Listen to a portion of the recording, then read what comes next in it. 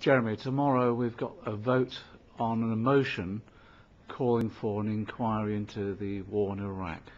What do you think should happen? I think we should support this motion, even though it's come from Conservatives who actually supported the war. Their motion is entirely in order. It calls for an inquiry into the Iraq war. The government said there would be an inquiry when all troops had been withdrawn. There is now a timetable for withdrawal, and that should go ahead.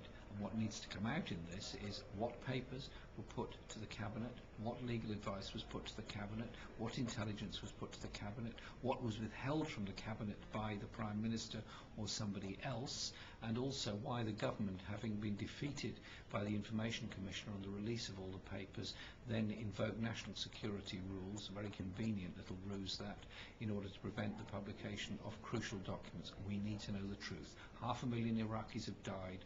The world has been set aflame by this dreadful conflict. 4 million Iraqis are in exile.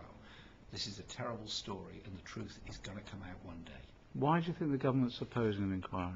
Because they know what the truth is, because they know that Parliament was misled, because they know there were no weapons of mass destruction, because they know that they conned Labour MPs into supporting this terrible war, and that Blair actually made the decision to go to war in April 2002 at that infamous barbecue in Crawford, Texas with George Bush. The relatives of some of the soldiers who've lost their lives in Iraq will be here tomorrow.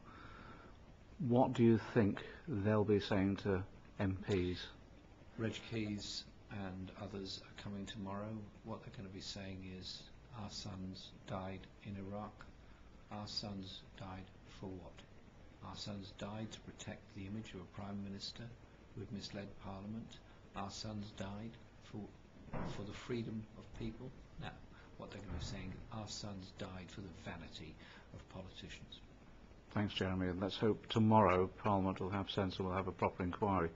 If the vote doesn't go in favour of an inquiry, what's the next step? We'll bring it up again. The Stop the War Coalition is here to stay. We're organising meetings on Iraq and Afghanistan. We're organising issues surrounding this, and we're having a big conference in April, the Stop the War Annual Conference, in which I'm tabling a motion with the agreement of the national leadership of Stop the War Coalition concerning the attacks and loss of our own civil liberties because of the wars in Iraq and Afghanistan. This is a turning point in British history. We were lied to go into a war. 500,000 and more have died, and the consequences go on forever. It's time to draw a line under it by having an inquiry, but above all it's time to bring the troops out of Iraq and, in my view, of Afghanistan as well. This is an interview with Jeremy Corbyn on the eve of the debate on the Iraq inquiry tomorrow in the House of Commons.